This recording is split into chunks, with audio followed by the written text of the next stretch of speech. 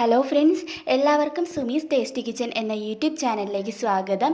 ഇന്ന് ഞാനിവിടെ വന്നിരിക്കുന്നത് ഒരു പുഡിംഗ് റെസിപ്പി ആയിട്ടാണ്. നമ്മുടെ കുട്ടികൾക്കൊക്കെ ഒരുപാട് ഇഷ്ടമാവുന്ന ഒരു പുഡിങ്ങാണിത്. തീർച്ചയായിട്ടും ട്രൈ ചെയ്ത് നോക്കുക.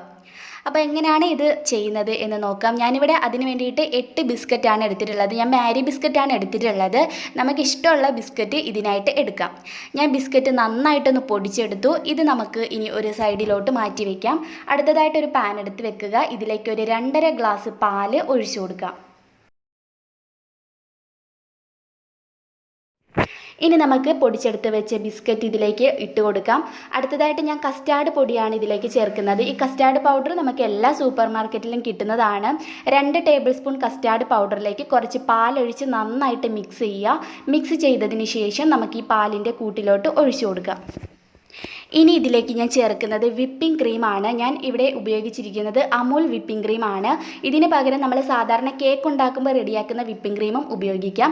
1/2 കപ്പ് വിപ്പിംഗ് ക്രീം കൂടി ഇതിലേക്ക് ചേർത്ത് കൊടുക്കാം. അടുത്തതായിട്ട് ഞാൻ ഇതിലേക്ക് ചേർക്കുന്നത് പഞ്ചസാരയാണ്.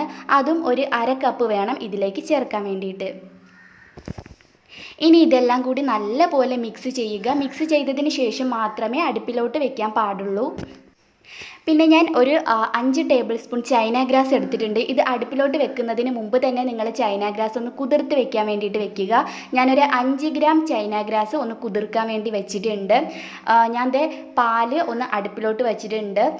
ഇത് തുടരെ ഇളക്കി കൊടുത്തുകൊണ്ടേ ഇരിക്കണം. ഇത് നന്നായിട്ട് കുറുകി വരുന്നവരെ ഇളക്കി കൊടുത്തുകൊണ്ടിരിക്കുക. ഇതിപ്പോൾ നന്നായിട്ട് കുറുകി വന്നു. ഇനി നമുക്ക് ചെയ്യേണ്ടത് എന്താണെന്ന് വെച്ചാൽ നമ്മൾ കുതിർത്ത് വെച്ച ആ ചൈന ഗ്രാസ് ഒന്ന് ഉരുക്കിയെടുക്കാം. ചൈന ഗ്രാസ് നല്ലതുപോലെ ഉരുകി കിട്ടണം. നല്ല വെള്ളം പോലെ ആകണം. അതുവരെ നന്നായിട്ട് മിക്സ് ചെയ്യുക. കണ്ടോ, ഇതുപോലെ നന്നായിട്ട് ഉരുകി വരണം.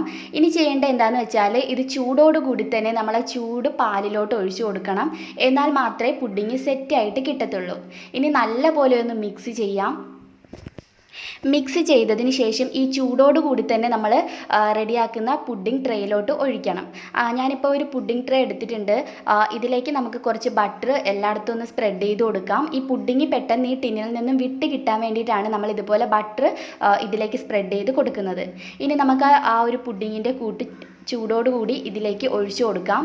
ആ ചൂടോടുകൂടി ഒഴിച്ചാൽ അത് കറക്റ്റായിട്ടിരുന്ന് സെറ്റായിട്ട് കിട്ടത്തുള്ളൂ. ഇനി ഇത് കംപ്ലീറ്റ് ചൂടാറിയതിന് ശേഷം മാത്രമേ നിങ്ങൾ ഫ്രിഡ്ജിൽ വെക്കാവൂ. എന്നാലേ ഇത് നന്നായിട്ട് സെറ്റായി കിട്ടൂ. അല്ലെങ്കിൽ ഇത് സെറ്റ് ആവില്ല. റൂം ടെമ്പറേച്ചറിൽ ഇരുന്ന് തന്നെ ഇത് സെറ്റ് ആവണം. എന്നിട്ട് ഇത് തണുപ്പിക്കാൻ വേണ്ടിയിട്ട് മാത്രമാണ് നമ്മൾ ഫ്രിഡ്ജിൽ വെക്കുന്നത്. അപ്പോൾ ഒന്ന് ഇത് തണുക്കുന്ന വരെ ഒന്ന് വെയിറ്റ് ചെയ്യാം. ഇതിപ്പോൾ കംപ്ലീറ്റ് ചൂടാറി. ഇനിയാണ് നമ്മളിത് ഫ്രിഡ്ജിലോട്ട് വെക്കേണ്ട. ഫ്രീസറിൽ വെക്കേണ്ട, ഫ്രിഡ്ജിൽ വെച്ചാൽ മതി. കണ്ടോ, ഇത് കംപ്ലീറ്റ് സെറ്റ് ആയിട്ടുണ്ട്. കംപ്ലീറ്റ് ചൂടാറിയിട്ടുമുണ്ട്. അപ്പോൾ ഇത് ഞാൻ ഏകദേശം ഒരു 2-3 മണിക്കൂറൊന്ന് ഫ്രിഡ്ജിൽ വെച്ച് നല്ല തണുപ്പിച്ചിട്ട് നമുക്കിത് സെർവ് ചെയ്യാം. അപ്പോൾ ഏകദേശം ഒരു 3 മണിക്കൂറായി. ഇത് കംപ്ലീറ്റ് നല്ലപോലെ തണുത്തു. ഇനി നമുക്ക് ഈ ഒരു ടിന്നിൽ നിന്നും ഇത് എടുക്കാം. മെല്ലെ ഈ സൈഡിൽ ഇതുപോലെ ഒന്ന് ആക്കി കൊടുത്താൽ മതി. ഇതിൽ നിന്നും പെട്ടെന്ന് തന്നെ വിട്ട് കിട്ടും. നമുക്കൊരു പ്ലേറ്റിലോട്ട് ഇതുപോലെ ഒന്ന് കമഴ്ത്തി വെച്ച് കൊടുക്കാം. എന്നിട്ട് മെല്ലെ ഇതുപോലെ ഒന്ന് തട്ടി കൊടുക്കുക. അപ്പോൾ നമ്മുടെ കിഡ്സിന് വേണ്ടിയിട്ടുള്ള പുഡിംഗ് ഇവിടെ റെഡി ആയിട്ടുണ്ട്. തീർച്ചയായിട്ടും ട്രൈ ചെയ്ത് നോക്കുക. ഞാൻ കുറച്ച് ചോക്ലേറ്റ് ഒന്ന് ഗ്രേറ്റ് ചെയ്തെടുത്തിട്ടുണ്ട്. നമ്മുടെ ചീസ് ഗ്രേറ്റർ ഇല്ലേ, അതിൽ വെച്ചിട്ട് ഗ്രേറ്റ് ചെയ്തെടുത്ത ചോക്ലേറ്റ് ആണ്. ഡാർക്ക് ചോക്ലേറ്റ് ആണ് ഞാൻ എടുത്തിട്ടുള്ളത്. ഇതിൻ്റെ ടോപ്പിൽ വെച്ചിട്ട് ഒന്ന് ഡെക്കറേറ്റ് ചെയ്തിട്ട് എടുക്കാം. എന്നിട്ട് ഇതിൻ്റെ മുകളിലേക്ക് ഞാൻ കുറച്ച് ചെറി കൂടി വെക്കുന്നുണ്ട്.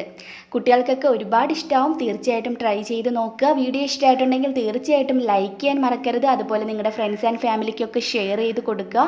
പിന്നെ ഇതുവരെയും ഈ ഒരു ചാനൽ സബ്സ്ക്രൈബ് ചെയ്യാത്ത ഏതെങ്കിലും കൂട്ടുകാരുണ്ടെങ്കിൽ വേഗം തന്നെ സബ്സ്ക്രൈബ് ചെയ്ത് കൂടെ വരുന്ന ബെല്ലൈക്കൺ കൂടി മറക്കാതെ ഒന്ന് ക്ലിക്ക് ചെയ്ത് വെക്കുക. അങ്ങനെയാണെങ്കിൽ ഞാൻ പുതിയതായിട്ട് വീഡിയോസ് അപ്ലോഡ് ചെയ്യുന്ന സമയത്ത് നിങ്ങൾക്കതൊരു നോട്ടിഫിക്കേഷനായിട്ട് കിട്ടുന്നതായിരിക്കും.